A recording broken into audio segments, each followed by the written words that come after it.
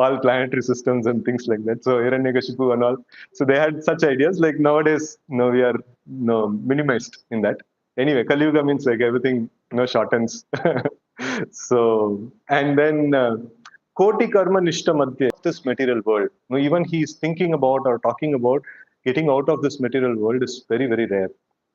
So this is this one. 84 lakh species in that moving, non-moving, and in that human beings, and amongst them civilized, and amongst them followers of Vedas, and amongst them jnanis is very, very less. And the Koti Jnani Madhye Haya Ekam Jnana Mukta. That means like Jnani's ultimate goal is to attain mukti, liberation. So amongst many, many people who are practicing jnana yoga, so maybe like one, amongst millions of such jnanis, one will actually attain the platform of liberation, actual liberation, the perfection of jnana. And Koti Mukta Madhye Durlabha Eka Krishna Bhakta. So like devotee of the Lord is very, very, very, very rare. So like so sometimes like we have this doubt ki like we are able to make devotees in many numbers, and why it is mentioned that it is very rare. So we will technically study that how this is okay. So for that we will try to understand. So first is that the realm of three modes of nature, and after that beyond the realm of three modes of nature is the platform of liberation, and beyond that is the Vaikuntha Loka, where the spiritual world we can enter into and have a relationship with the Supreme Lord. So now the realm of three modes of nature, how it is divided. So the platform of ignorance means no interest in following any rules and regulations. So that is the platform of ignorance. So which is in technically in our definitions we call it as Anya Bilashita. So Anya Bilashita means like it is no sinful activities or adharma. So that is called as Anya Vilashita, or it's in the platform of ignorance. And then the platform of passion. So generally the platform of passion is karma. So the karma or the varnashrama dharma karma. So that is the platform of passion, and for the purpose of material advancement. So passion means to do things for material advancement, and goodness means to follow a process wherein one wants to attain like something beyond the material nature. So now ignorance is no rules and regulations, passion is rules and regulations followed for the sake of material advancement, and goodness is rules and regulations followed for the sake of spiritual advancement, right? So this is this is the overall division of these three modes of nature. And so both passion and goodness. So in this, who are all pious? Which class of people can be called as pious? Passion and goodness, yes. So passion and goodness both can be in the pious platform. Both can be in the pious platform, because if a person wants to make progress in the material realm, so he has to understand the boss of all the matter is Krishna, and only if I serve Krishna, I can become big. So that is the idea of passion. So and then goodness, obviously, like he wants to get out of the material clutches, and he wants to attain liberation or merge in Brahmajyoti or whatever it is. Even then, he needs to understand Maya Dakshena Prakriti, though this material nature is controlled by Krishna, and only if Krishna sanctions, I can get liberation. So all of the people in the Vedic system, all of them are Krishna conscious, basically. Even a materialist, even a karmi is also a Krishna conscious person, because without that he cannot make advancement. So we know, like a very classic example in Srimad Bhagavatam, Daksha, he worships the Supreme Lord Vishnu, and he gets the darshan, sakshat darshan of Vishnu. And then what does he ask? I want to become the biggest of big. And that's what he wants. And no, he's a karmi. He's a classic karmi. So like, who is worshipping Vishnu, and who wants material advancement. So now, okay, like summarizing all the shlokas that we saw till now. So this is before to human beings, there were many things that are there. So that I have not put in the chart. So from human beings, we see that there are two classifications, civilized and uncivilized. We will see the definition of what the scriptures mean as civilized. And amongst the civilized, there is what we call it as dharmic, according to the Vedic system, dharmic means those who are following of the Vedic system. That is, either they are following Karma Yoga or Jnana Yoga or Bhakti Yoga, no, one of the yoga systems, one of the proper yoga systems, right? And then there are non-dharmic civilized, people are there. So they, that is non-Vedic religions, and also like non-God-centric morality is also there. So just like, if you what is that? If you are living in an apartment, there is rules and regulations are put. It is not referred to the scriptures or Manu Samhita or like how the administration has to happen and things like that. So it's just man-made rules and regulations. Even the traffic rules or even the modern governance, what is there. So most of it is not God-centric. If it is God-centric, then it should be based on scriptures. So then it becomes God-centric. So that non-God-centric morality is also there, and God-centric morality is also there. And so now, what do we consider as civilized? The scriptures very, very clearly defines. So what is it is comes from Srimad Bhagavatam, Canto 11, chapter 17, text 20 and 21. So these two shlokas talks about what is civilized and what is uncivilized. So civilized means saucham, cleanliness, satyam, honesty, asteyam, abstinence from thievery, and astikyam, faith, ahimsa means not creating unnecessary violence to other living entities, and freedom from lust, anger, greed, and welfare for all living creatures. If you see, like even those countries which don't have a God-centric, what is a law in their place, and considered to be very civilized, so they will be, they will be following most of these principles.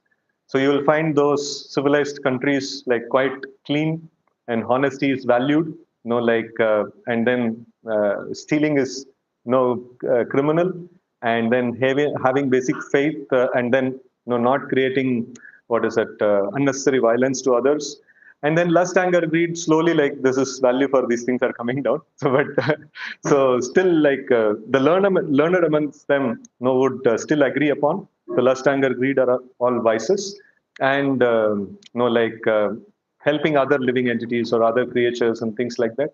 So this, like these are all like anywhere you go and talk, whether it's in our Sanatana Dharma or in other religion or in anywhere you go and talk about these principles, everybody will accept these principles. You may talk about chanting Hare Krishna, they may oppose. But if you talk about these things, they will definitely accept. So these are all like universal principles of civilized life. So this is cutting across like Vedic system, non-Vedic system, or even the non-God-centric system. Everywhere this is like commonly accepted. So this is what we consider as civilized. And above that, like within the civilized, there is followers of Vedic Dharma is like very special. So they are called as dharmic. And then amongst the dharmic, we have karmi, jnani, and bhakta. So there are like these classifications are there. And amongst the devotees, there are like minimized devotees. There are karma yogis, and maximized devotees, pure devotees, and then exclusive devotees. So they are all like very much preparing to go back to Godhead. So in this way, like we see there is many different categories are there. So now we need to understand these different elements. Like mostly, if you see, all the equations are made based on three important terms: karma, jnana, and bhakti. So these three terms that are there. We are not covering Ashtanga Yoga here because Ashtanga Yoga is like somewhere in between jnana and bhakti. So it shares certain commonalities, in these two categories. So that's why, like, we will not look up on that. So generally, like any technical discussion in the Vedic system, so karma, jnana, and bhakti, these three things are handled. So all permutation combination is handled. So within this, everything will be covered. So we are effectively going to see this three and the combination of these three. So like that's what we are going to see today. And so let's define these three terms very nicely. So what are these three terms actually mean? What does karma mean? Karma means varna and ashrama duties. Following of varna and ashrama duties is considered to be karma. So if somebody is like, telling that, no, they are following, no, the path of karma. So that means, no, like the male, no, for men it is varana and ashrama duties, and for women it is stri dharma. If they are following these duties, so then they are considered to be following karma. And then what is considered to be jnana? Oh, bhakti, we know, like, no, shravanam, kirtanam, smaranam. So, like, we have, no, at least, like, we are, trying to practice bhakti. So, like, we will know about these items. And so, there are 64 different items that are there that is mentioned in Nectar of Devotion. And Srimad Bhagavatam describes 9 different items. And then there are many other different lists of items that are there. So, which comprises, which discreetly we can call it as, no, it is bhakti, no. And what is the activities of jnana?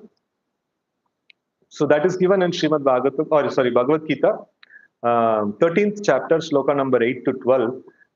In fact, our Vidyamrit, this one, like all hands meet, or some, what was that event for? We had an online event, right? Orientation program. So that time, Prabhuji had called me. So like, since the process of, and no, actually speaking, karma, jnana, and bhakti, all of them are supposed to produce jnana, and specifically the process of jnana is listed down, and that is like amanitvam, adambitvam, himsa, kshanti, rajavam, acharya pasanam, saucham, stairyam, atma vinigraha. So like that, it goes on, in the 13th chapter. So there are 18 discrete items, which Krishna lists down as items of knowledge. So if we perform this, we will develop knowledge. So generally, we have an idea. How do we develop knowledge? If we take a book and study that, or go to a school, like commit something to the memory and things like that. So that we consider to be knowledge. So, but in the Vedic system, this is not considered to be knowledge. So this is something like data accumulation. So definitely, so in the Vedic system, if you see, all data accumulation is done within like maybe some 7 8 years, or 5 to 7 years or 8 years. All data accumulation is done. So when the children go to the school, the first thing that they do is, first few years is the like Veda Parayana. No, so they keep on reciting all the Vedas. No, that is like nowadays you have books. No, purchase the books and things like that. In those days there is no books. No, what they would do, they would go to the school. They would memorize entire Vedas. No, in the right in the childhood, like maybe 7 8 years, 9 years, all the textbooks are memorized.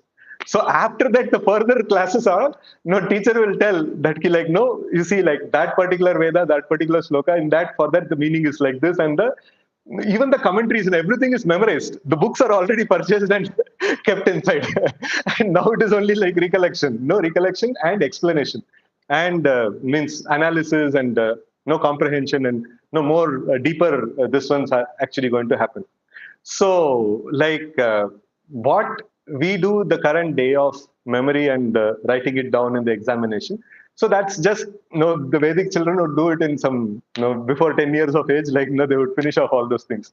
So then after that, like, this one is more towards the analysis, and also more towards actual progress in knowledge. So what is this actual progress in knowledge? So knowledge means to see things as it is. So what exists? No. So like what exists? Like there is earth, water, fire, air, ether. All the material elements that we are able to see, that exist. And beyond that, there is soul exists. And beyond that, there is super soul, or the Supreme Lord exists. And to understand and to be able to see all these things practically, Paresha Anubhava. So direct experience of the Supreme Lord. No. So that is considered to be knowledge. No. So that is considered to be knowledge. So how do we actually culture? No. So knowledge is always seen as a culture. So like if you keep doing again and again these set of activities, the Vedic system goes on in a routine. So again and again, keep repeating the same set of activities day after day after day, and you expect that you become knowledgeable over a period of time. Right? So like humility, is a practice. Pridelessness is a practice. Non-violence is a practice. Tolerance is a practice. Simplicity, cleanliness. So all these things. So these are all considered to be practices of knowledge. So when he practices, there are like practical elements that needs to be done in every single day. So that is taught in the Vedic system, especially in the system of Jnana. So when it is performed again and again over a period of time, so one will develop knowledge. In the same way, like Srila Prabhupada also mentions, what it takes to develop Krishna consciousness. If somebody is able to understand the philosophy, logic, and things like that, we have so many books to study. And if somebody thinks that no, it is very difficult to study books, simply eat prasadam and chant Hare Krishna, you will become knowledgeable. How is it possible? Because it is a culture. It's an activity like which is capable of removing the clouded vision, and then it is capable of giving us the clear vision of perceiving the supreme personality of Godhead or perceiving something beyond matter, very very clearly. So the process of Varnashrama, the process of Jnana, the process of Bhakti, all of them give clarity. All of them eventually give clarity. So, but Bhakti process is direct. So it actually gives the direct revelation and things like that. And so now we see, as we have seen, that different processes gives are meant for different results. In order to attain the Lord or go back to Vaikuntha, so one practices bhakti. In order to attain liberation, one practices jnana. In order to attain better material facilities, one practice karma. Better material facility in next life. So that is very important. So better material facility in this very life means that is adharma. So only so it is like you see, if a child has written an exam and then he has got a mark, and now he wants to change the mark. How is it possible? He has to do some cheating. That is because see, in this very life, whatever I have earned as karma in the past, that is what is going to come in this life, right?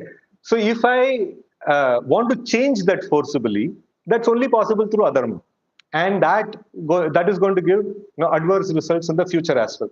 That is why in the Vedic system, the first thing, what is the first education that Krishna gives to Arjuna in Bhagavad Gita? First shloka. Okay. Then next, immediately after that, Matra Spurshasta Kaunteya, Sitoshana Sukha Dukkada, Agama Paino Anitya, Stam Titikshasva Bharata. So, see, when you are preparing for a very nice examination, so results of past examinations may come. Just tolerate. Just tolerate those results because you cannot do anything about it. You have already written. The results are coming and now you cannot do anything. Just tolerate the results of your past activities and prepare nicely. If you get affected by what happens, so then you are not going to perform well in the future. So that is why it is very, very important. So one devotee was nicely mentioning, I think in the past in some classes also I had mentioned this. So I was mentioning that in the Vedic system, if one gets a partner, it's very difficult to manage. So what is his mindset? What he would do? He would think that, okay, so this is what is the karma that I have performed. And now it is my duty to take care of my responsibilities. He should not run away from the responsibility over there. So in fact, I met with one devotee and so whom I knew and things like that. So that devotee was telling he just got married and he told that see, there is some kind of a information camouflage or whatever it is, there is some serious disease is there in that girl, and but then the parents did not hit that, and they got that girl married to this boy. And I asked this devotee, what are you going to do now? So it's a very serious thing. All your life and all your finance and everything is going to be at stake. What are you going to do now? And he told no, Prabhu, it's whatever it is. No, I've got this responsibility. Now I will have to discharge this responsibility. I'll have to take care. So come what may, I'll take care. So then I appreciated it's very, very amazing. This one that once we enter into a what is it, Vedic bond, it is very important for us to actually discharge whatever we have signed up for, whatever responsibility that we have signed up for. That's very, very important. So nowadays, the system is that I order some product in the Amazon, I don't like it, I return it. No, and then I order something in Flipkart, I don't like it, I return it. And then I got married and I don't like it, no, just return it. Right? So that is like no, my life, and I have to be happy. No, like that is my right to be happy. And how can I no? How can I not be happy? So like so that's basically adharma. So like dharma means okay, like edrichalava santushta, like no whatever by the will of the Lord or whatever by the effects of the past like karma that I am getting. So I should like no accept it without getting disturbed, and that is when we can make no progress in the yoga. So that's very in all the yoga sutras you will see the preliminary thing is no tolerance. No, the tolerance is the most preliminary thing because the if we get induced by the impulses that are coming in this world, we will never be able to progress in any of the yoga systems. No, even the basic yoga system of karma, even there we cannot make any progress. So all of the yoga systems requires this material tolerance, no, and anticipation for no better facilities, either better material facility or liberation or going back to Godhead in next life. No, not immediately. No, so that is something that is very important. So then, so now, who is this Karmi, Jnani, and Bhakta? Obviously, like one who follows the path of karma is Karmi, and one who follows the path of Jnana is Jnani, and one who follows the path of Bhakti is no Bhakta. But it is not so. No, we'll see. So, who is a Karmi? Who follows the path of Karma Yoga, but then, like his goal is sense gratification. He is called Karmi. Who is a Jnani? He follows the path of Jnana Yoga, Jnana process, but then his goal is liberation. No, such a person is called Jnani. But who is a devotee? A devotee is one who follows Karma Yoga or any of the yoga process, but he doesn't want all these intermediate results. He doesn't want better material facility. He doesn't want liberation. He only wants to go back to this spiritual world to render service to Krishna. Such a person is called a devotee.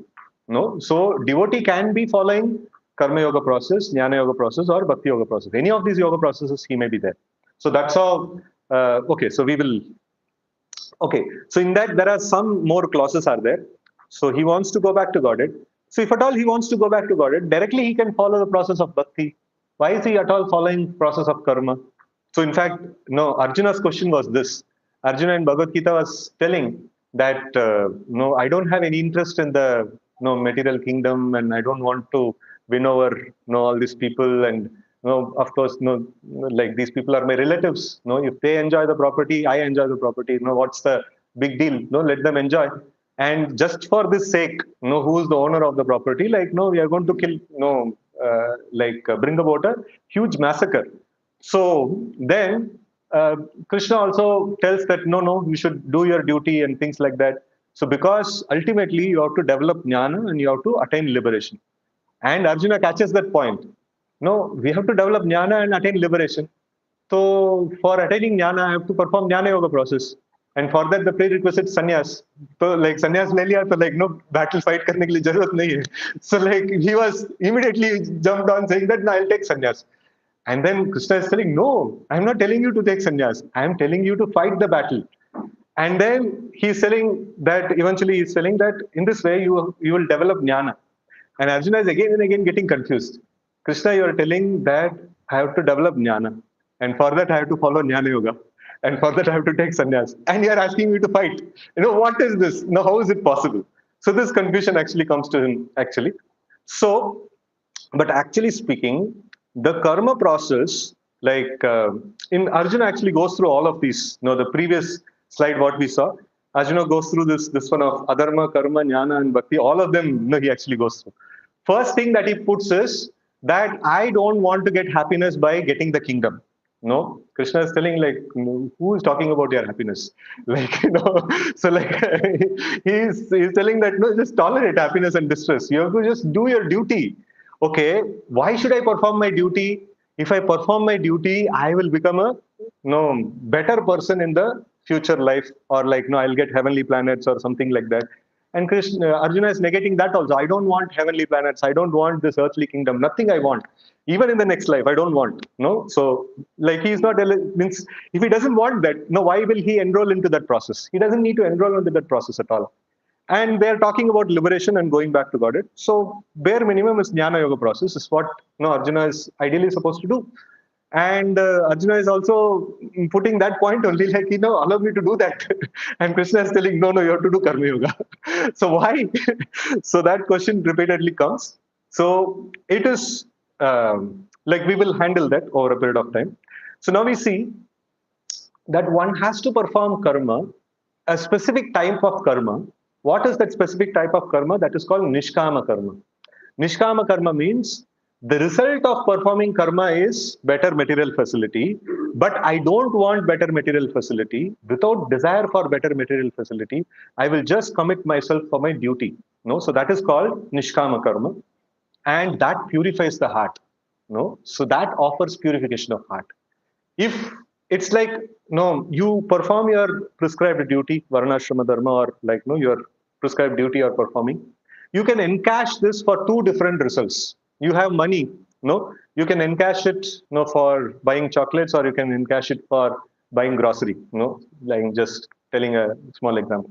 So in this way, like you can see that you perform karma, you can encash it for better material facility, or you can encash it for spiritual advancement. So there are two-pronged effect is there, by performing karma. If sakama karma is performed, you become bigger in the material world. If nishkama karma is performed, your jnana vairagya increases. So there is two different ways of encashing the karma that is there. And Krishna actually brings about this topic. See, I am not asking you to perform karma for you to become big. No, that's not this one. You have to develop your jnana vairagya. You have to develop your understanding of you're not the body or the spirit, soul, and things like that. And for that, you have to perform this karma yoga process. And you are a Kshatriya. And right now, the call of duty is that you have to fight. And by fighting, you will develop jnana vairagya. And Arjuna is still confused, like, मैं तो लोगों को सिर काटने वाला हूँ, हाथ पैर काटने वाला हूँ, इसमें से ज्ञान कैसे मिलेगा?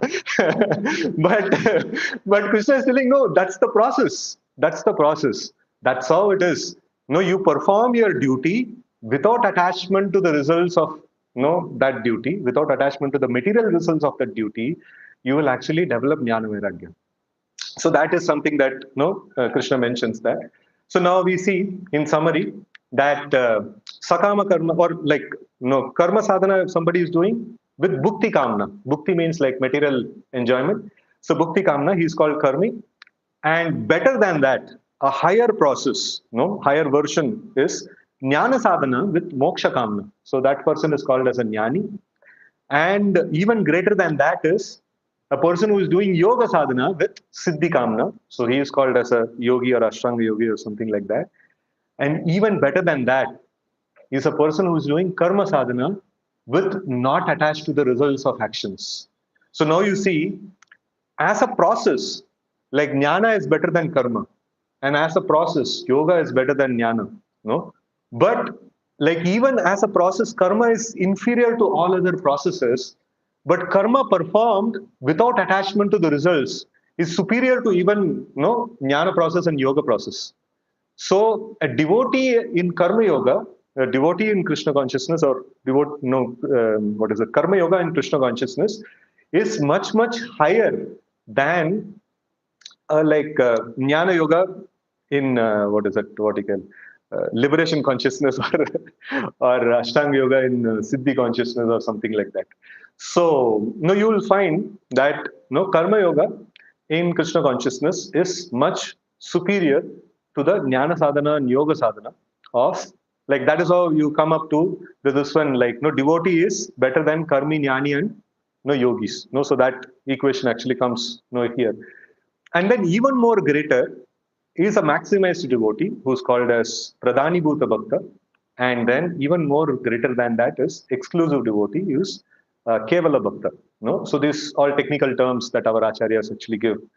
So now, if you see in Bhagavad Gita, first 6 chapters, what are the first 6 chapters is all about? Karma Yoga. But you find no discussion of body and soul, that is part of Jnana. And you will find a lot of components of Bhakti as well, right? So how do you call it as Karma Yoga? It is just general classification, no? Jnana, Bhakti, everything is there. Correct, no? Okay, so we will find that, know how it is Karma Yoga. So, like we see that in first 6 chapters, what Krishna and Srila Prabhupada is glorifying as Krishna consciousness is this fourth number, that karma sadhana and what is that? Even karma yoga and Krishna consciousness, right? So that is what has been highlighted over there, and no, that is better than karmi jnani. And no, Srila Prabhupada also equates Krishna conscious devotee equal to karma yogi equal to buddhi yogi. No, so that is this number 4. No, karma sadhana with nishkama karma. No, and they want to make advancement in Krishna consciousness.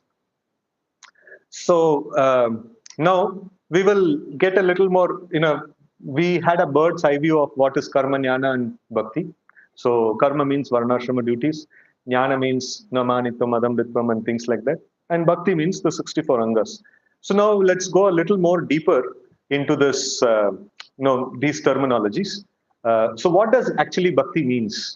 So bhakti means, like as we mentioned before, it is 64 angas. Now, can anybody say some examples from 64 angas apart from this Navavida bhakti?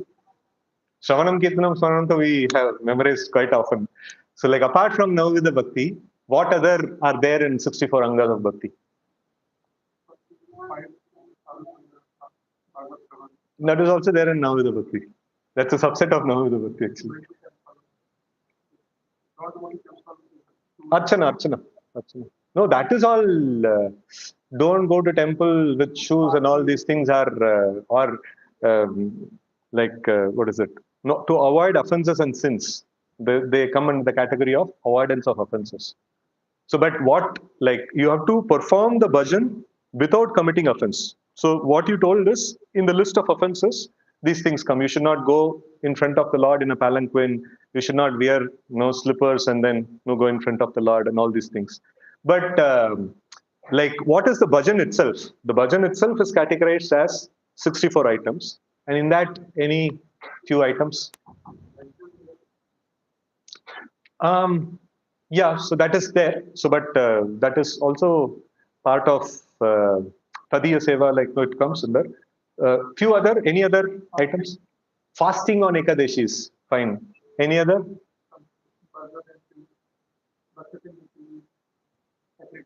Worshipping the sacred trees. Huh? Tulsi Marani, no? Worshipping Tulsi Marani. Performing parikrama of a temple.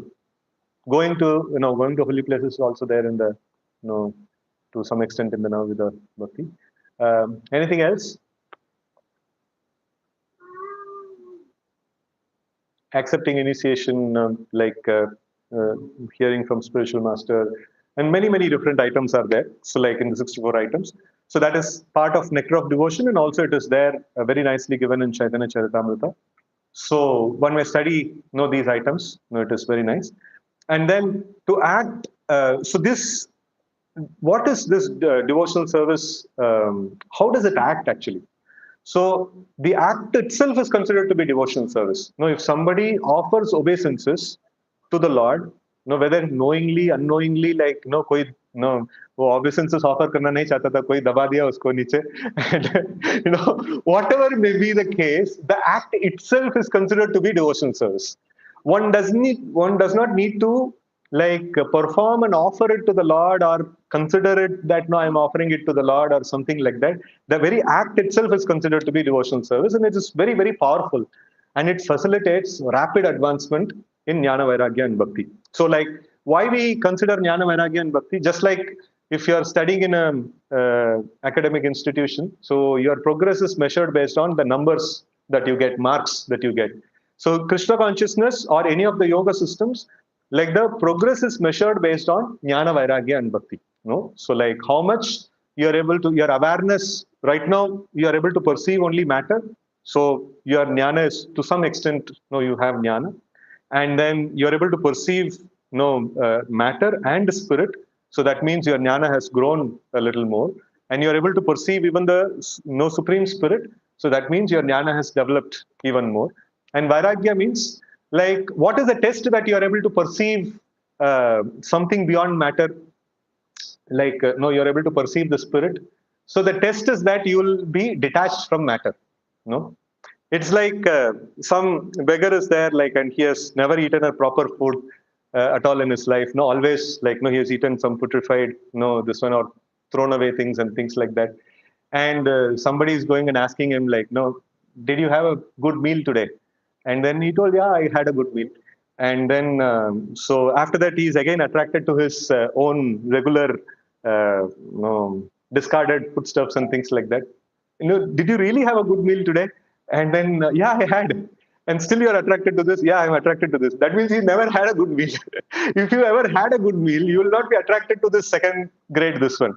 So if somebody has got jnana, if somebody has got a perception of what is spirit, the natural symptom is that he'll be detached from matter. No? So jnana and vairagya goes hand in hand actually. So if somebody has got is like a foreigner comes to India, and then he's sitting in or serving or something like that, and everybody is served gulab jamun, and then a devotee is going and asking that person, did you had a gulab jamun? And he doesn't know the spelling of gulab jamun, what it is. And then he's telling, probably I would have had. So do you want one more? So I don't think so. That means you didn't have. Let me get you one gulab jamun. So like you see that somebody who had a development of jnana, the natural symptom is vairagya. Natural symptom is detachment from matter. So that will be there. So like something that is somebody who has experienced something higher. So he will not be able to adjust with something lower. So like that's how the natural detachment comes. So in all the yoga systems, the parameter for marking the advancement is the common. Jnana Vairagya is the common parameter across all the disciplines. So the items of bhakti offers the rapid progress. So items of karma and jnana, so they offer slower progress, and items of bhakti, they offer rapid progress. That's the difference actually. And we all have heard of this story that during Damodar month, we used to recite this story that a rat had a daily routine of going to a temple, and the deep, like all the ghee wicks, once they are put off, that is his feast. Every day night he used to have a ghee feast, so like he used to go and munch on that. So like one day there was a festival, and then till late Aarti was going on. But then the rat came on his own time, and the Aarti was, the wicks were still hot and burning. And he didn't see, like he just came and like as usual, he just he bitten it. And then he could not tolerate the heat. And because of intolerance of heat, he was jumping, and it went on in the form of an arti, and that was considered to be a devotional service. And he got liberation. And we find that in other Puranas, like there is one bird, it is almost in the verge of dying, and it fell off from the sky. And one dog caught hold of this bird in the mouth, and then he was just roaming around aimlessly, and he happened to go around a temple. So this bird, he did not want to do parikrama. He was about to die, and a dog who was even about to eat him, like he was catching hold of him and going around the temple. And that bird got benefit of performing the parikrama of the temple, and he got liberation. And Garuda, like he picked up a snake. That is his meal. Like he just picked up a snake and he was going around. And when he was going, so the snake happened to touch. When he was about to die, he happened to touch the waters of Ganges, and he got purified. He got 400 form. And then Garuda saw like, no, mera meal aisa change ho gaya. So then he put him on the back and took him back to Vaikuntha. So these are all not exaggerations. This is the power of execution of devotional service. Even a small act of devotional service is very, very powerful, supremely powerful. And amongst the 64 angas, so like Chaitanya Charitamrita mentions, Haribol, Haribol, Haribol, Haribol. chanting Narayan into his birth, that will also come in the same category. Yes, yes, yes. Because he did not know how to commit offense. He was only doing devotional service. So he was making rapid advancement. So know that it's very very fast this one, but then there is also a very powerful break. No, offenses are very powerful break. So if you put that break, then so the effect of devotional service will not come out. Right. So okay, so amongst the 64 items of devotional service, there are certain items of devotional service are considered to be very, very powerful. So this is Bhajanera Madhya Shrestha Navavida Bhakti, Krishna Prema, Krishna Dite, Dara Mahashakti. So, like amongst bhajana means like the 64 items are considered to be the bhajan, and amongst them, like very very powerful is Navavida Bhakti. So all of you know, right? Navavida Bhakti, Shravanam, Kirtanam, Vishnu, Smaranam, Pada Sevanam, Archanam, Mandanam, Dasyam, Sakyam, Atmanivedanam. So these are all considered to be like very very powerful. No, so amongst these. So now, what is this meant by Navavida Bhakti? Like following of Navavida Bhakti means what? So following of Navavida Bhakti means performing only these 9 items and nothing else apart from it. So like no, okay. The next thing we'll discuss, even more difficult thing. So this is like amongst this nine also. No, the very next sloka it talks about amongst this nine also, very very powerful thing. Tara Madhya Sarva Shrestha Nama Sankirtan Niraparadi Namalai Thaya Premadam. So the most powerful is Nama Sankirtan. So, like very, very powerful thing. So this is called Ekanga Bhakti. No, Ekanga Bhakti is considered to be very powerful. So one devotee got very much inspired by this one, and he went to Vrindavan to perform Ekanga Bhakti. Right. So like no, he went to one nice devotee, like very simple devotee, and he was very much dedicated to chanting the names of the Lord. And he told like Prabhuji, I want to become like I want to make very rapid progress. I want to perform this Ekanga Bhakti. So then he told, okay, fine, like no mala utao, like baith jao, jap karo. So and then he was chanting, and then after some time he told Prabhuji, like thoda bhook lag raha hai. Bhook lag raha hai, like okay, fine. No, jab like when the sun comes to the center, we'll go out for bhiksha, and whatever by the mercy of Radharani comes, we will accept it. So then he was like chanting, but he was seeing the sun, like, no, it will come to the center. And eventually, sun came to the center. And then they went out for no bhiksha, and they got some foodstuffs. And no, then while eating, he was telling that, no, Prabhuji, ye to spicy lag raha hai. Spicy, like, this is mercy of Radharani. Just took a cow. And then he ate. And after a few days, he told, रोज थोड़ा पेट गड़बड़ हो गया like no doctor का पास जाना है doctor like no जब करो मर जाओ that's all that is ekanga bhakti and he thought this is too much for me I can not do this no he ran off from there. So that is though it's like no see all of us have experienced this. One round chanting is very easy. No, everybody can do it. And then when it comes to 4 rounds of chanting, we see that like the number of people who take up to 4 rounds of chanting reduces. Then after that, like when it comes to 8 rounds, it's even more less, and 16 rounds even more less. And then following of other rules and regulations even more less, and things like that. So in this way, like we find that 24 bar 7 devotional service or 24 bar 7, this Navavida Bhakti means 24 bar 7 only those 9. And Ekanga Bhakti means only chanting. Sarva Shrestha Nama Sankirtan means like only Nama Sankirtan, nothing else. No, maybe other things are incidental. So I just have to eat a little bit and attend to nature call a little bit. ठीक है आधा घंटा ले लो and baki 23 and a half hours is dedicated for this. And in case if you want to sleep, maybe like another 1 or 2 hours, so like 20 hours solidly put into this. That's like quite a challenging thing. So, but it is very powerful. If somebody can do that, he will make within a day or two, he will attain the spiritual perfection. So the process, like it's just like if you pay 200, 300 rupees, you will get a train ticket. And then if you pay like little costly fare, like 5,000, 6,000 or something like that, you will get a flight ticket. Flight ticket is very fast, very comfortable, very nice, but it is costly. So in the same way, bhakti is very nice, but it is costly. no, costly in terms of like no ekanga tapasya, costly in terms of tapasya. It is very costly. No, but if somebody can do it, it's the most powerful thing. Very very fast advancement somebody will get. And then there is another list that is given in Chaitanya Charitamrita.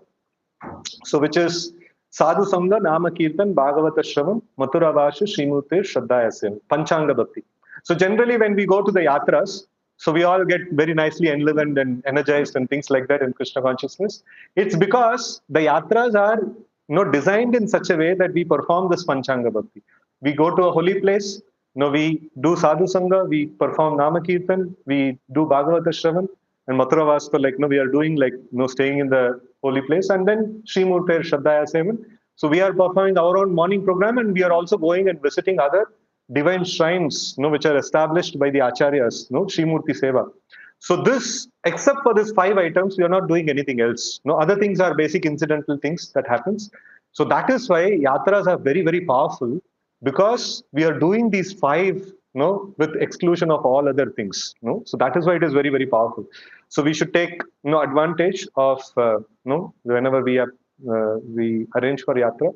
And obviously, it has its own inconveniences and things like that. So, but then what we gain is tremendous.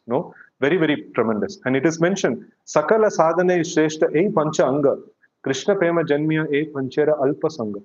Even if somebody can do even 1 day of Panchanga Bhakti, or 2 days, 3 days, whatever, like even little bit of this Panchanga Bhakti, somebody performs, it's very, very powerful, very powerful. Okay, so now, this, when we study about all these items, so there is no mention of going to the office or, and other things and all. Is it considered to be Bhakti? No.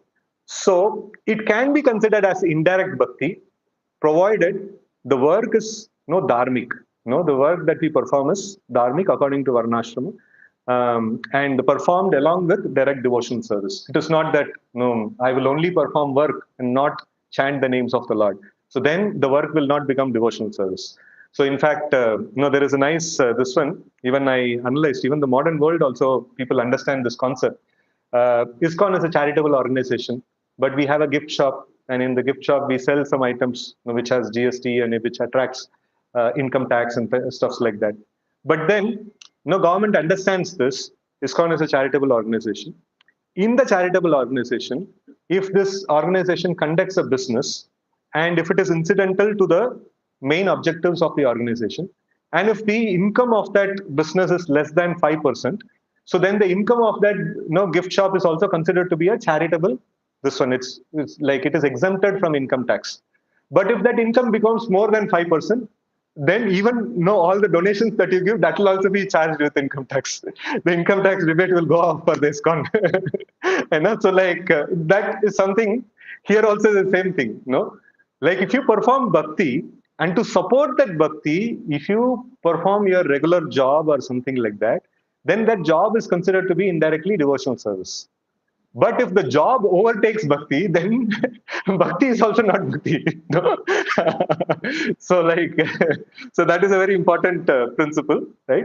So that dharmic work performed without attachment to the results, and the immediate profits used in the service of the Lord, just like devotees, they use their profits, to have a nice altar in the home and nicely, gorgeously worship the Lord, nicely offer bhoga to the Lord, nice, dresses to the Lord, and perform nice devotional service and things like that. And then desiring only purification of heart and advancement in bhakti. So not that I'm going to this one, and if my work is eligible to get some promotions, I will get it. That's fine. I will just do my dharmic work, and I'll not aspire for I have to be here, I have to be there, and things like that. So I just have to do my work, because I have to sustain my life and perform my devotion. And for that sake, if I perform my work, that kind of a work becomes indirect devotional service. Direct devotional service is the 64 angas, what we discussed. This is called Sangha Siddha Bhakti. That means it becomes bhakti because of its Sangha with the bhakti. So Sangha with Shravanam, Kirtanam, and things like that. So, in fact, if you see, when Srila Prabhupada established ISKCON in the beginning, his schedule for the people is that morning program they would perform Mangalarti, chanting, Guru Puja, Bhagavatam class, and then throughout the day they would go for Sankirtan and come back in the evening, attend Gaur Aarti, Bhagavad Gita class, Krishna book reading and sleep. No, that was like a very powerful, full two package of Panchanga Bhakti, or even like more powerful, like, no, they were engaged in Sankirtan, no, that Ekanga Bhakti, like almost, no, he created that environment of Ekanga Bhakti. And devotees made tremendous advancement. You know, hippies became sannyasis, and like, they went all around the world and they preached, and like they created huge revolution, because the kind of package that they were subscribing to was high current package.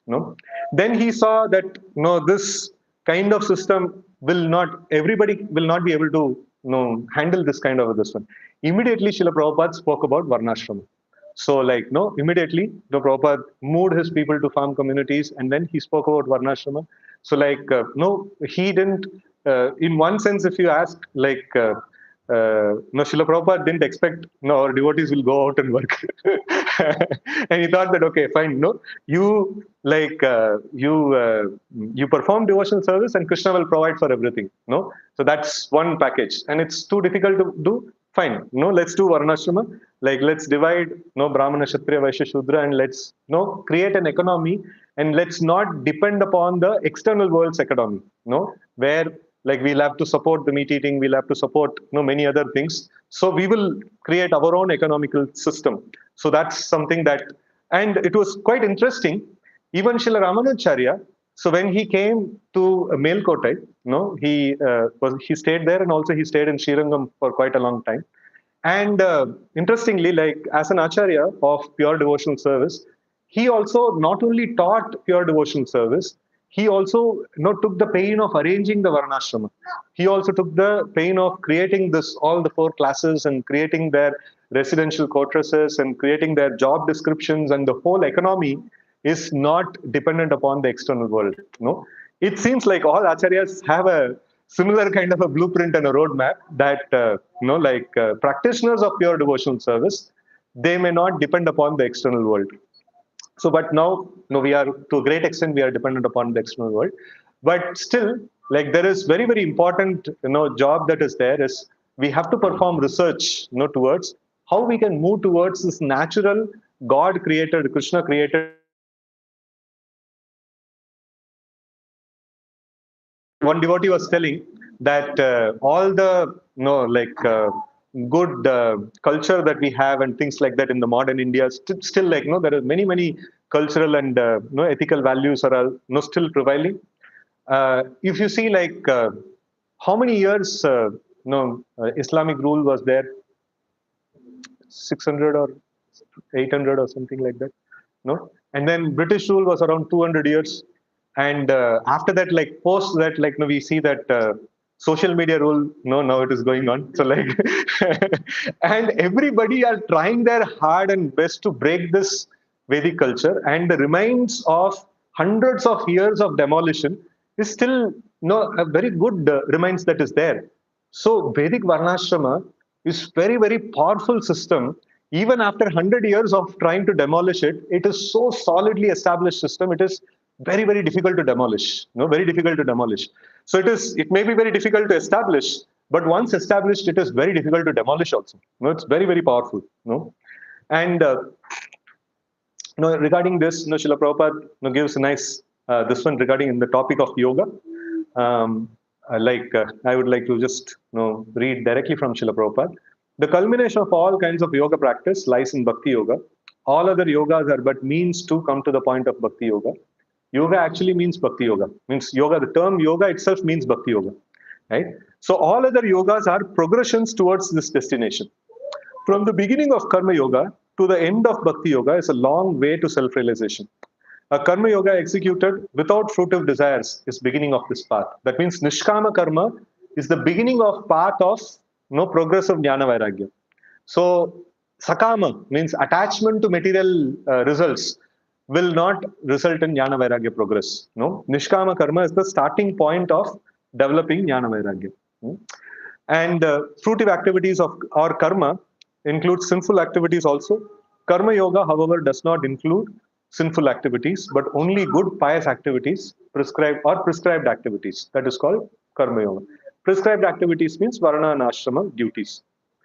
And then when Karma Yoga increases in knowledge and renunciation, that stage is called Jnana Yoga.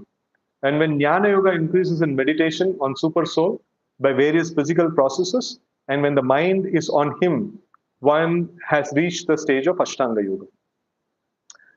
And when one surpasses Ashtanga Yoga and comes to the point of serving the Supreme Personality of Godhead Krishna, one has reached Bhakti Yoga, the culmination. So this is from Journey of Self-Discovery, a small book of Srila Prabhupada. So, like, the yoga, this is called the journey of yoga. So it is one single road. No, it is not that Karma Yoga is a different process, Jnana Yoga is a different process, Bhakti Yoga is a different process. No, it is Karma, Jnana, and Bhakti is one single road, have different milestones, at various levels. Right? And the pure devotional service means Anya Bilashita Shunyam, that means zero adharma, and Jnana and Karma is accommodated to the extent it doesn't cover Bhakti. No? So, and Bhakti has to be performed. So, this is like the definition of pure devotional service. Now, sometime else, we will dwell more deeper into this definition. So, now, this Karma, Jnana, and Bhakti, this, we form it as a sadhana. Like, how, what is a good, good quantum of a sadhana? How much time, we have to perform sadhana? What is a good quantum of a sadhana? At least 16 rounds has to be performed. Huh? Yeah, 24/7. Sadhana is 24/7. No? So, like, no, how is this 24/7 is like achieved? No, that is something that we need to see. So it is not something that is done for only few hours, and rest of the time is anything and everything I can do. 2 hours of sadhana or 3 hours of sadhana is there. I will do that, and after that, I'm not bound by any rules and regulations. No, that's not the way. 24/7. No, it has to be a regulated activity. No, that is called sadhana. And if I perform that sadhana, whatever is needed, no, Krishna Bhakti Kaila Sarva Karma Krita Hai. Whatever is needed, so that will be taken care of. No, so I don't need to do anything else apart from that. That itself will take care of everything. So now this is one very important angle of analysis. So we will see another important angle of analysis. No, so the very same subject from a different viewpoint. We will try to analyze. In the 7th canto of Srimad Bhagavatam, there is Srila Prabhupada actually, it's a discussion between Narada Muni and Yudhishthira. So in that discussion, Narada Muni is mentioning that, actually Yudhishthira Maharaj is asking, what is the religious principles? How we can make advancement in the human form of life, and how to practice these religious principles. And Narada Muni gives 30 discrete items. If you perform these 30 things, like if any human being, so they must perform these 30 different items, and if they perform that, so then they will make nice spiritual progress, and that is considered to be like following of religious principles. Now the list of 30 items is here. So the list of 30 items are truthfulness, mercy, austerity, bathing twice a day, tolerance, discrimination between right and wrong, control of mind, control of senses, non-violence, celibacy, charity. How does it look like, this list? It looks like karma sadhana, jnana sadhana, or bhakti sadhana.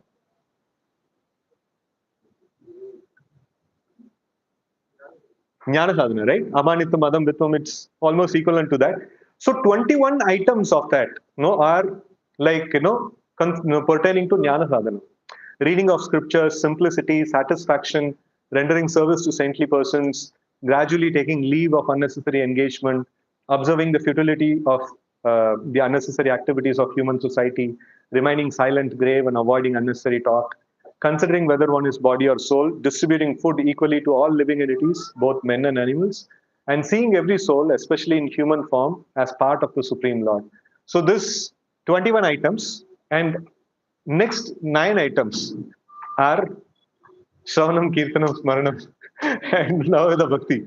So these 30 are considered to be like mandatory duties, common mandatory duties for every single human being. It's not duties only of devotees. It's mandatory duties for every single human being, right? In fact, no, Srila Prabhupada gives a very nice purport to this shloka. He says, in order that human beings be distinct from animals, the great Saint Narada recommends that every human being be educated in terms of above mentioned 30 qualifications. Nowadays, there is propaganda everywhere, all over the world, for a state interested only in mundane activities. But if the citizens of the state are not educated in the above mentioned good qualities, how can there be happiness? For example, if the total populace is untruthful, how can the state be happy? Therefore, without consideration of one's belonging to a sectarian religion, whether Hindu, Muslim, Christian, Buddhist, or any other sect, everyone should be taught to become truthful. Similarly, everyone should be taught to be merciful. Everyone should observe fasting on certain days of the month. Everyone should bathe twice a day, cleanse his teeth and body externally, and cleanse his mind internally by remembering the holy name of the Lord. The Lord is one, whether one is Hindu, Muslim, Christian. Therefore, one should chant the names of the Lord regardless of different linguistic pronunciation. Also, everyone should be taught to be careful not to discharge semen unnecessarily. This is very important for all human beings. If semen is not discharged unnecessarily, one becomes extremely strong in memory, determination, activity, and the vitality of one's bodily energy. Everyone should also be taught to be simple in thought and feeling and satisfied in body and mind. These are general qualifications of a human being. There is no question of a secular state or an ecclesiastical state unless one is educated in the above mentioned 30 qualities. There cannot be any peace. So this is like very nice, no nice section no of Srimad Bhagavatam, 7, 11, no 8 to 12. So this is so now we see an important conclusion that arises from these 30 common duties is that no jnana sadhana and bhakti sadhana is common duties for every human being. No, and thus Shravanam and Kirtanam alone doesn't make a devotee, make one a devotee actually. The basic no, it's a basic expectation of every dharmic human being, and in fact it is mentioned Vishnu Bhakta Bhaved Daiva or Vishnu Bhakta Smrito Daiva Asuras Tad Viparyaya. So one who is a Vishnu Bhakta, he is Daiva, and who is not a Vishnu Bhakta is considered to be Asura. So like you know, so in the Vedic system, a Karmi is a Vishnu Bhakta, Jnani is a Vishnu Bhakta, and no Karma Yogi is a Vishnu Bhakta, Jnana Yogi is a Vishnu Bhakta, and Bhakti Yogi is also Vishnu Bhakta. Everybody is a Vishnu Bhakta. No, so like no, and who can actually be called a devotee? That we already discussed. No one who is engaged in direct angas of bhakti, and optionally he may engage in the elements of karma. No, like he may do a professional work or a business or something like that, with the goal of attaining Krishna consciousness and desiring purification of heart and not desiring any material results. So such no a person can be called a devotee. No, so now you see the material activity is varnashrama. So varnashrama acharavata purushena parapuman vishnu raradhyate panta nanyat tattosha karana. No, according to the Vedic system, the material activity, the legal material activity is the varnashrama dharma, and that is also performed for the purpose of Vishnu Aradhana. No, so like that is the main this one for the sake of worshipping Vishnu, one should perform one's prescribed duties. One should perform one's duty, no, as an offering to the Supreme Personality of Godhead. No, so that is the this one Vishnu Aradhana. No, so now we have individually discussed karma, jnana, and bhakti. So now we see the karma, jnana, bhakti package. So this is a very important this one. Like karma yoga, if somebody tells I'm performing karma yoga, he cannot just simply perform varnashrama duties. No, it doesn't. No, there is no package exists like that. So he has to perform karma, jnana, bhakti. No, and if somebody performs jnana yoga, he can perform jnana and bhakti, and bhakti can be performed exclusively. That's possible. If bhakti is not performed, karma loses its life. That means it cannot produce its results. So even better material facility. If somebody is performing his varnashrama duties, you ask him, why are you performing this? Like, I'm performing to become the richest of rich in this world. And then if he doesn't perform bhakti along with it, that process will not produce result. No, so that's a very important this one. So jnana also loses its life without bhakti. So, Bhagavad Bhakti Hinasya, Jati Shastra Japa Tapa, Apranasya Dehasya Mandanam Lokaranjanam. Without Bhagavad Bhakti, like all the aspects, no, actually it loses its life. No, it will not produce its results. No, so that's the this one. So like Bhagavad Bhakti is the life-giving factor, no, for all the other processes. No, and now we see that what are we actually subscribing to? This is like that Ekanga Bhakti, that we were discussing about, or 64 Angas of Bhakti. So this is called exclusive Bhakti, means 24 bar 7 or entire wakeful time one is spending only in the 64 items. So that is considered to be exclusive Bhakti or Kevala Bhakti. No, that is also called pure devotional service. And there is another kind of pure devotional service that is there, where like 50% or more of his wakeful time, that means how much of wakeful time, how much time we sleep? 6 hours or something like that. So then in 24, 6 is gone, rest 18. So in that 9 hours spent in Shravanam, Kirtanam, Smaranam, or missionary activities of preaching or something like that. So then it also comes under the category of pure devotional service. It's considered to be maximized devotional service or Pradhani Bhuta Bhakti, technically. And rest of the time, what will I do? I have time. No, I have finished 9 hours of bhakti. Then what I will do the rest of the time? So then it has to be filled with a dharmic package, no, either jnana or nishkama karma. So then there is another package that is called bhakti yoga or nishkama karma. So that is at least like 3-4 hours of devotion service, like 16 rounds, 2 hours, and then at least half an hour of reading, half an hour of hearing or something like that. And so like some arati has to be performed, and then and weekend Sunday feast we have to come and things like that. So that is Guni Bhuta Bhakti. So that is also called as Nishkama Karma.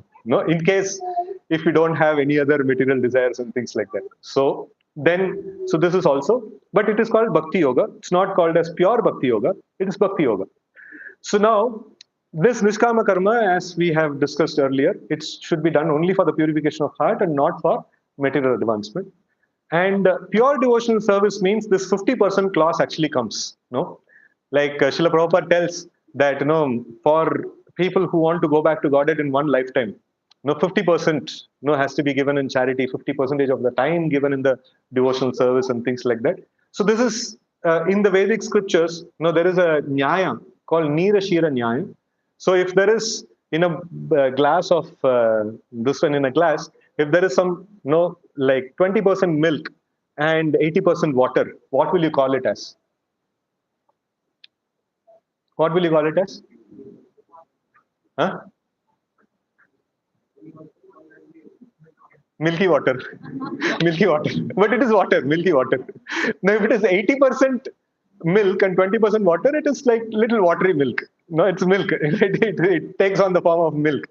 Right? So, like that is where this one is, even the logic of the income tax also we discussed. So when the Nishkama Karma becomes more than 50%, so then it is considered to be like Nishkama Karma itself. But then if Bhakti goes more than 50%, then it is considered to be Bhakti itself. So like pure devotional service. And it produces a very, very powerful effect. It produces very powerful effect. So that is why the scriptures talk about the rarity of devotional service. We saw the first slide in the beginning. So like we wanted to establish who is that devotee that is called as rare? So like everybody performs Shravanam Kirtanam in the Vedic system. The rarity of the Krishna Bhakta is Krishna Bhakta Nishkama Atayeva Shanta, Bhukti Mukti Siddhi Kami Sakali Ashanta. So this is very, very rare, and very, very rare class of people. And now, okay, so we are just nearing the end. So there is 3 kinds of progress is possible: slow progress, no progress, and regress. So there are 3 kinds of this one is there. So bhakti is very powerful and it offers rapid progress, and one can attain perfection within very short time. But if it is mixed with other processes, that is karma and jnana is mixed, then the process becomes slow. And if it is mixed with material desires, then it stops the process. And if it is mixed with offenses and sins, one regresses in the jnana vairagya. So again, like his spiritual goals will vanish, and then material things will again emerge, and then again all the materialistic ideas and all those things will start coming in. So that is because of offenses and sins. So now we see, I just put it in a little graphic, this one. So in the bhakti, if you add karma, it becomes slow. If you add material attachment, it becomes still. No, Srila Bhakti Siddhanta Saraswati Thakur gives this example of a marriage party, like who have to go to the other shore to, like the bride is there, like he has to get married, and then whole night they rode, and in the morning they saw like no, they were there only. And why? Because anchor was there. So cherished material desires, I want to become rich person, I want to have, this is the status I want to reach in the material life and things like that. So then the jnana vairagya growth will not be there.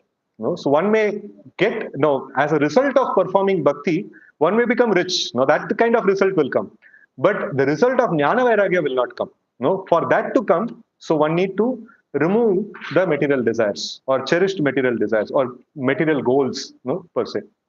So, and then we know of the mad elephant offense. So when, like offense in general, offense and sins are in general, they choke up the growth of bhakti, and they actually retard the growth, and sometimes they regress the growth also. So, like now we see the rarity of a pure devotee. Muktanam api siddhanam narayana parayana sudurlava prashantatma kotishvapi mahamuni. So the devotee is very, very rare. No, so devotee is very, very rare. So like devotee means, the definition of devotee is, no, he is no, the pure devotional service. He is like willing to put 50% of everything that he has in direct devotional service to the Lord, and he doesn't have aspiration for, like no, aisa banna in the material world and things like that. So such person is very rare. So, but it is not that like other people doesn't need to do Shravanam Kirtanam. Everybody must perform Shravanam Kirtanam, right? So, but a particular form of Shravanam Kirtanam is considered to be like of this nature, right? So with this, no, we pause. There is a little more section is there, but no, we will see, in some time else. No, this is a logical conclusion. So we started with rarity of devotion service, and we ended with the rarity of devotion service. So we will. Should we take some question answers? No?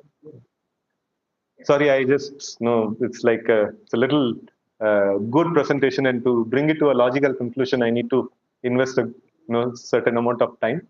So I understand 12:30 generally, you all wind up, of the class. So today, we all can extend a little bit for discussion on this particular subject. Any questions? No comments? Anything is there? Yes, bro. One of my goal is getting the siddhi. That is better than the jnana yoga. But the goal is no karma. Goal nahi. This is process. Process, yoga process. So as a process, karma process is inferior, jnana process is superior, and yoga process is still more superior. As a process, it is superior. Actually. Yes. So, I mean, the whole spectrum, different types of devotion. So, then there is Nishkama Jnana and the Sakam. Sakama? Yeah, possible. So, Nishkama Jnana becomes Bhakti. No? So, what is Sakama Jnana? So, Kama, generally the word Kama means material attachment, but we can fine tune it to the process. So, like generally, this is, it doesn't hold a very solid this one, because one would not attempt a jnana process if he is Sakama. In fact, it's like, you cannot enter into a college without graduating, from 10th standard, 12th standard, and things like that. In the very same way, you cannot enter into jnana process without graduating from the karma process. Like if somebody has material attachment, is not even eligible to perform jnana process. So, like, but then still we can, as a matter of a logical argument, we can take Sakama Jnana if he is attached to impersonal liberation. So, but if he's not attached to impersonal liberation, he's performing the items of jnana. That means it also includes bhakti. So, if he performs that, so then he is considered to be a devotee. Just like a person performing karma yoga is also considered to be a devotee if he is not attached to material results, like that. And sakama bhakti is also possible. So, like even Srimad Bhagavatam itself advertises that akama sarva kamo moksha kama udaradi tivrena bhakti yogene jeta purusham param Akama means you don't have any material desires. Sarvakama means you have all material desires. And then Moksha Kama means you have desire for liberation. So basically, it talks about karma, jnana, and yoga. All of these things it actually covers. Whatever may be the case, don't go to perform karma yoga, jnana yoga, and things like that. Just perform Tivra Bhakti. And what is the example that it gives? No, Dhruva Maharaj. No, he wanted, what he wanted? 3 BHK flat in Bangalore, no? No. he wanted a villa probably, No, he wanted like a bigger kingdom than his great grandfather, and that is Brahma. And Brahma has the complete dominion of the entire universe, no? So if at all you want some villa or something like that, you probably take a job in Bangalore. It'll work.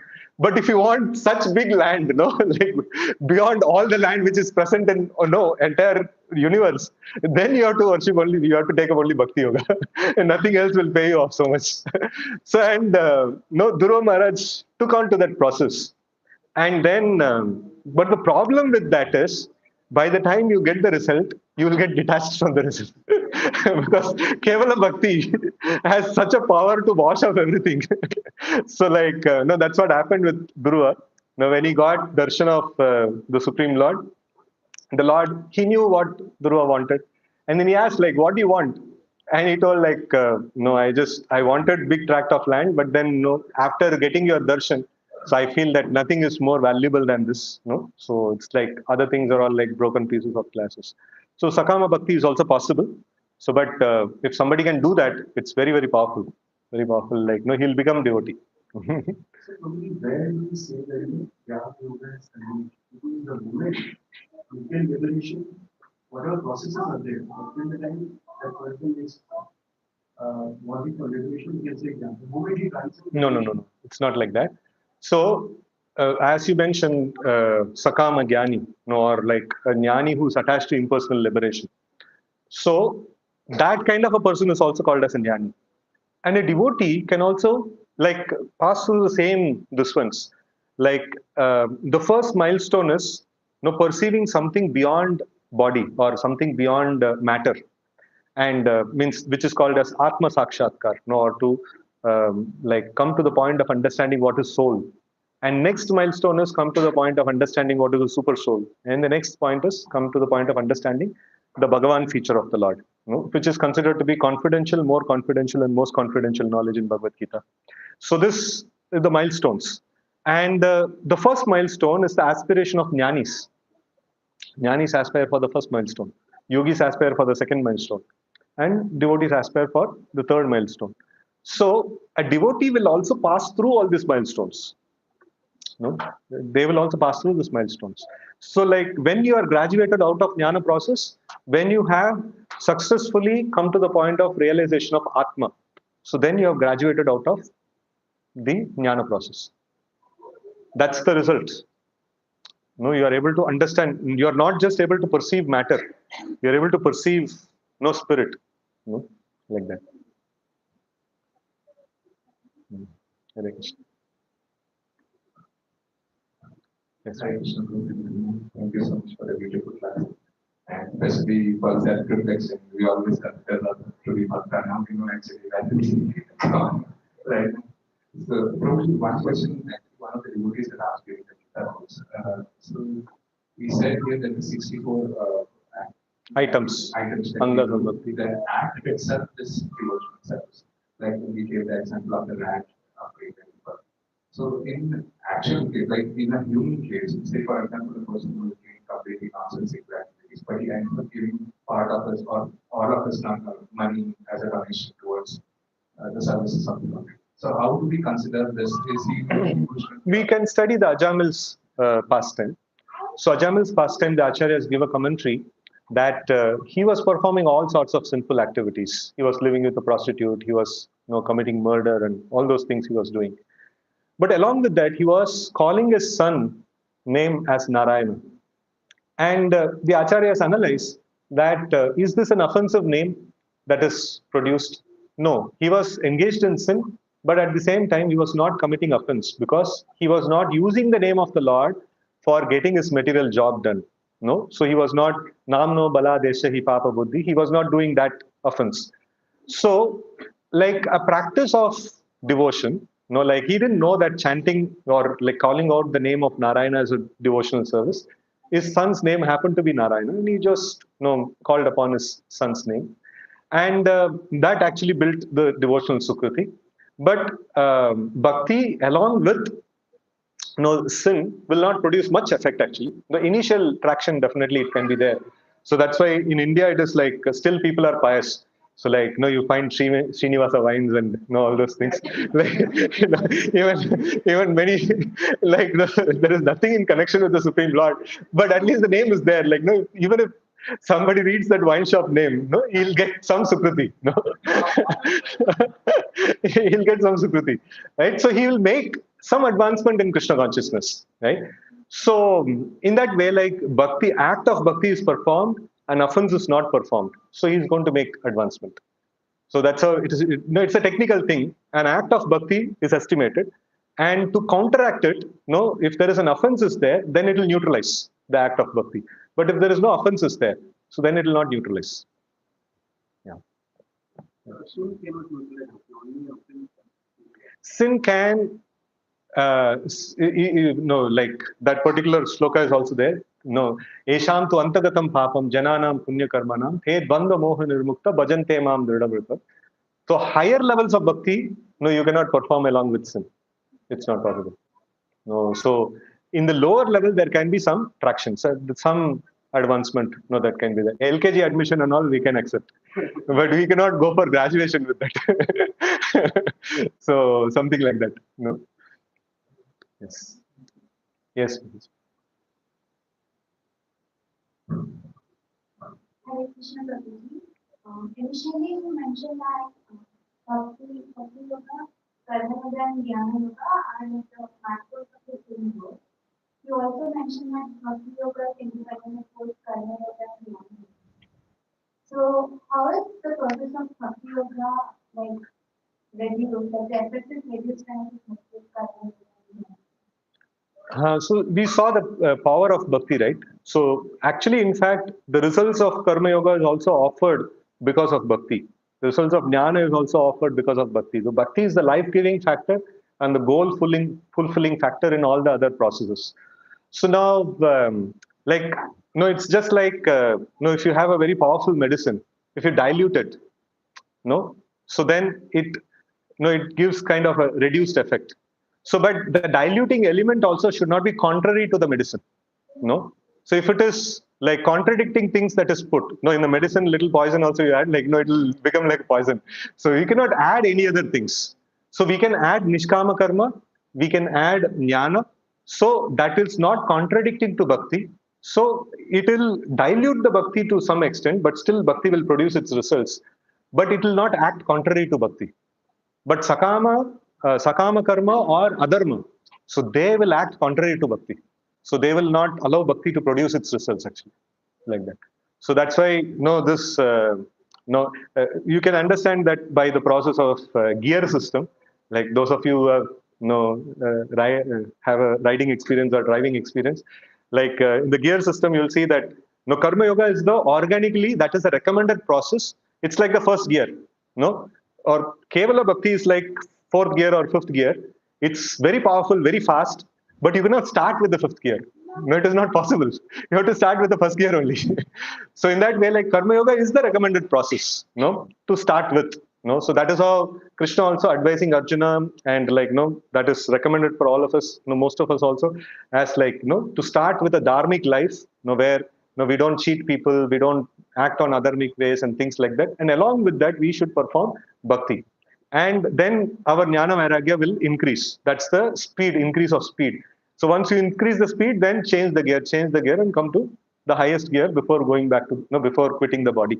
And in this way, you can go back to God. That. Yes.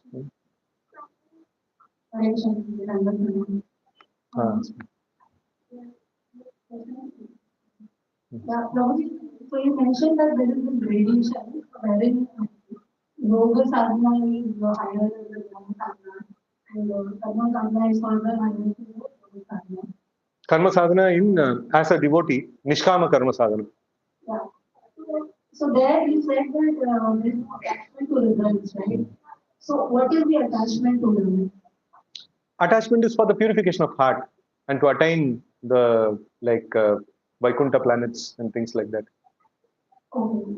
Okay, so that is when. That is it. That goal is there. Yes.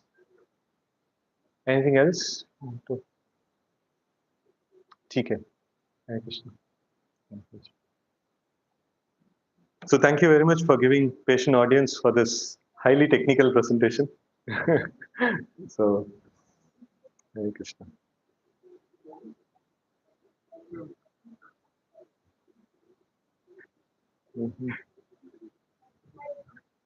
Hare Krishna. Thank you, Babaji, for the presentation. We'll chant one temple only. Hare Krishna, Krishna Krishna, Hare Hare. Hare Ram, Ram Ram, Hare Hare.